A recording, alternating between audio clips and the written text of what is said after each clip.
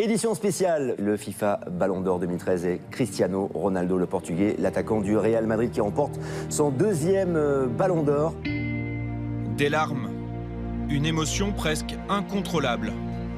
Nous sommes le 13 janvier 2014 et pour une fois, Cristiano Ronaldo, le footballeur à l'image arrogante, au physique de mannequin, laisse transparaître un visage beaucoup plus humain. En remportant son deuxième Ballon d'Or, le Portugais entre définitivement dans la légende du football.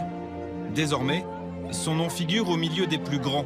Johan Cruyff, Michel Platini, Lionel Messi. Une fierté, le rêve de toute une vie. Big emotion, yeah. When I saw my mom and she cried, C'était vraiment une émotion. J'ai vu ma mère, elle a commencé à pleurer, j'ai essayé de me contrôler moi aussi, mais bon. Vous savez, le trophée est tellement grand que je me sens heureux, fier. C'est bien sûr une récompense individuelle, mais je la partage bien sûr avec mes coéquipiers. Le Ballon d'Or, la récompense suprême. Et les louanges proviennent de tous bords. Adversaires, glorieux anciens ou dirigeants, qu'ils aiment ou qu'ils détestent la personnalité, tous saluent unanimement le talent. C'est un joueur qui veut constamment progresser, tous les jours. C'est même une obsession.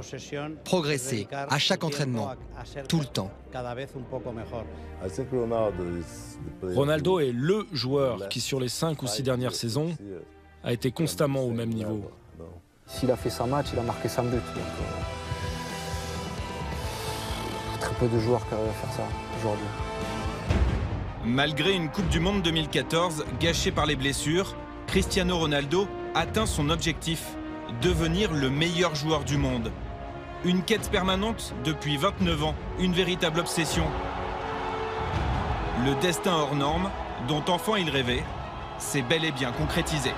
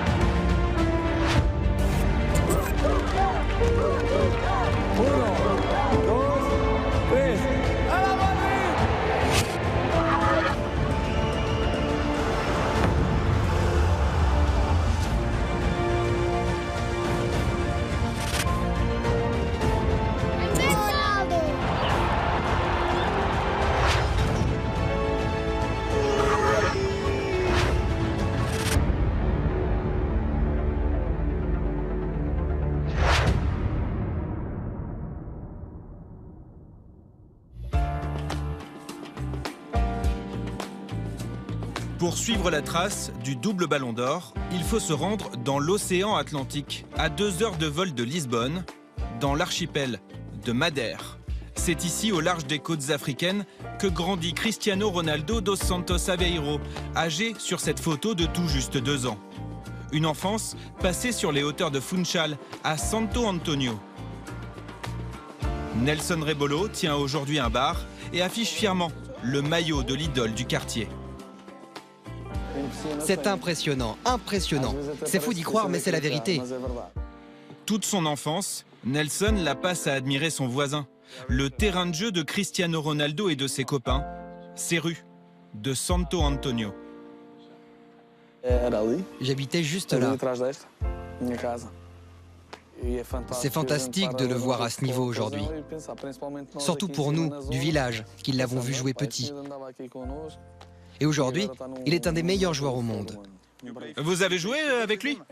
Moi, je ne jouais pas au foot, mais beaucoup faisaient des matchs avec lui. Dans les rues de Santo Antonio, Cristiano Ronaldo développe des qualités rares. Des qualités qu'il expose dès l'âge de 8 ans sur ce terrain, celui d'Andorinha, le club, dont son père est l'intendant. Tout a commencé ici. Ici, une étoile est née. Dúlio Martins est l'ancien président d'Andorinha. Même si c'était il y a plus de 20 ans, il se souvient parfaitement des débuts du jeune Cristiano. Un premier match véritablement annonciateur. Si je ne me trompe pas, il avait déjà marqué 2 ou 3 buts dès sa première rencontre et il l'a disputé avec le numéro 7 dans le dos. Le numéro 7, c'est amusant. Le 7, le numéro avec lequel il réalisera ses plus grands exploits, à Manchester, au Real, avec le Portugal. Dès ses premiers pas sur un terrain de football, le style Cristiano Ronaldo s'affirme et divise déjà.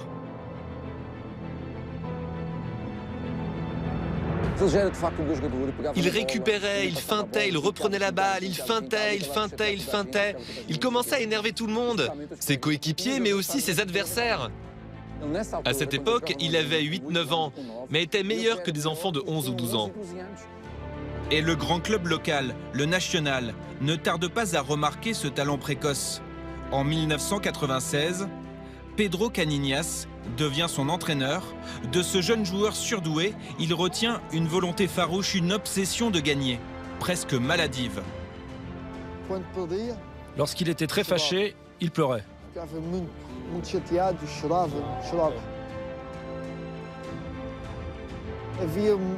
Il y avait des matchs où il jouait et pleurait en même temps.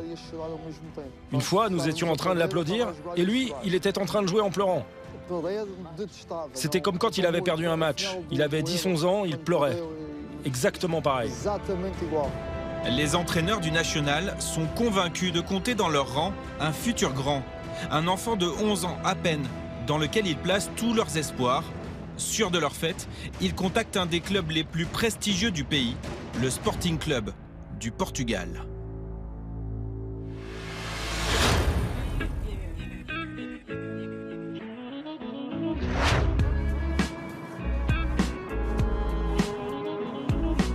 Alcochete, à une quarantaine de kilomètres de Lisbonne, au milieu de la campagne portugaise. Voici l'académie du Sporting Club du Portugal. Aurélio Pereira en est la figure historique. Luis Figo, lui aussi lauréat du Ballon d'Or, a passé plusieurs années sous ses ordres. En 1997, il reçoit un appel d'un dirigeant du Nacional Madère, un appel au sujet d'un jeune très prometteur, si prometteur même que sa valeur marchande se compterait en milliers d'euros. Le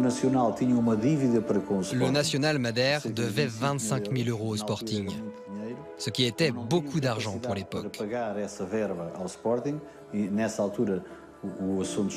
Comme le Nacional était mis en demeure de payer au plus vite cette dette et qu'il n'avait pas les moyens de le faire, le club nous a proposé de céder les droits sportifs de Cristiano Ronaldo en échange du paiement de cette dette. Lorsque cette proposition m'a été faite, j'ai répondu que je ne pouvais pas accepter, car je ne connaissais rien de ce gamin. Par acquis de conscience, j'ai proposé de le mettre à l'essai pendant une semaine au sein de l'académie. Cette rencontre avec Aurélio Pereira va bouleverser la vie de Cristiano Ronaldo.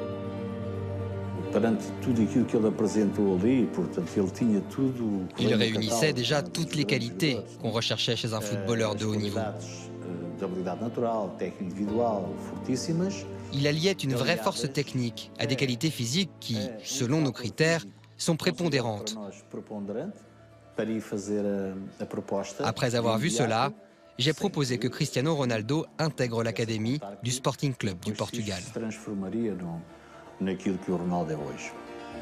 Le rêve de l'enfant de Madère, un jour devenir le meilleur joueur du monde, prend un peu plus forme. Mais ce rêve a un prix, quitter son île, sa famille, ses amis.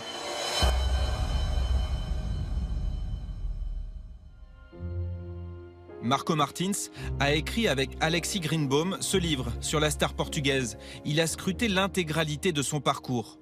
Pour Cristiano Ronaldo, les premiers mois à l'académie s'avèrent difficiles, l'adaptation plus compliquée que prévu. C'est vrai que quand il arrive, il est décrié, on le critique beaucoup par rapport à son accent de Madère. C'est des moqueries d'enfant parce que c'est quand il est encore jeune, il a 12 ans, 13, 14 ans, c'est encore des moqueries d'enfant, mais ça reflète un peu l'image qu'ont les personnes de Madère au Portugal. Ils ont un certain accent, du coup les gens se moquent, c'est un peu, j'ai envie de dire, les Belges pour la France.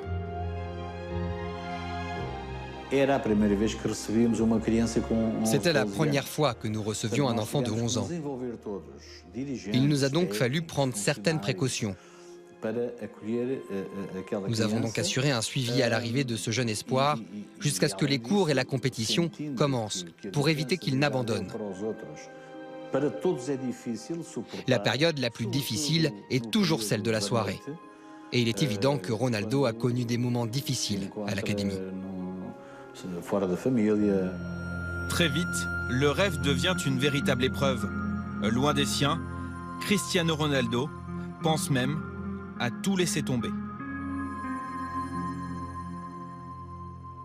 Il est même reparti à Madère pendant 2 semaines quand il était jeune. Il voulait rester avec sa mère.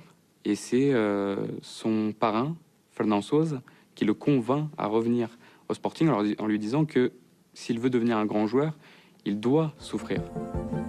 Finalement, il décide de retourner au Sporting, le même rêve en tête, un jour, devenir le meilleur joueur du monde.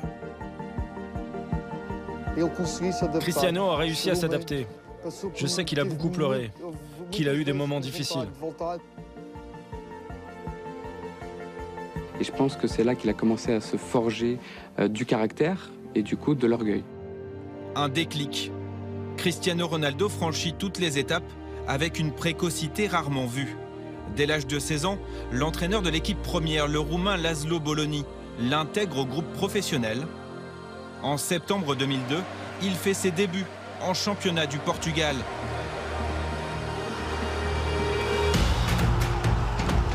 « 31 rencontres, 5 buts, la première saison s'avère très prometteuse.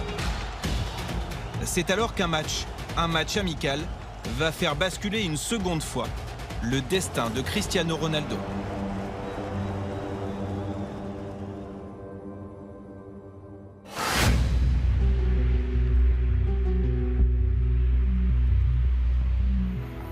6 août 2003, une date à jamais gravée dans la mémoire des supporters lisboètes. Le Sporting Club du Portugal inaugure son nouvel écrin, le stade José Alvalade 21, face à un adversaire prestigieux, Manchester United et ses stars, Ryan Giggs, Roy Keane ou Paul Scholes. André Pipas suit l'actualité du Sporting depuis de longues années. Ce soir-là, Cristiano Ronaldo a une occasion unique de confirmer l'étendue de son talent. Il n'était pas le leader de l'équipe. Cette équipe avait un bon niveau, avec des joueurs reconnus au niveau européen comme Jardel ou Joao Pinto. Cristiano débutait la majeure partie des rencontres sur le banc, mais malgré cela, tout le monde voyait bien qu'il était spécial. De par son attitude dans le jeu, face aux équipes adverses. Dès le début, on savait que ce gamin avait quelque chose en plus. Et pour ce match de gala, il ne manque pas l'occasion qui lui est offerte.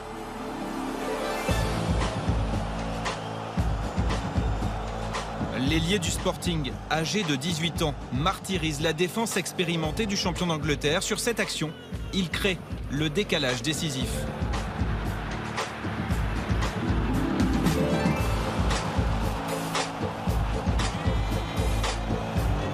David Bellion évolue aujourd'hui au Red Star en National. Il y a 11 ans, il était un attaquant de Manchester United. Il a disputé cette rencontre d'avant-saison, un match au cœur d'une préparation très intense pour les joueurs d'Alex Ferguson.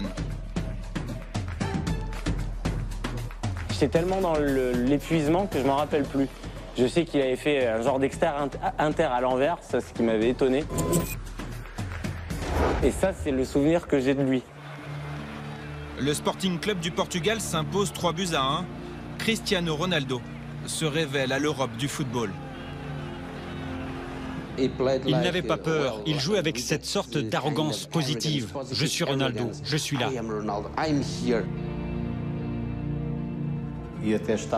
J'étais absolument convaincu qu'à l'issue de ce match, nous perdrions Cristiano Ronaldo.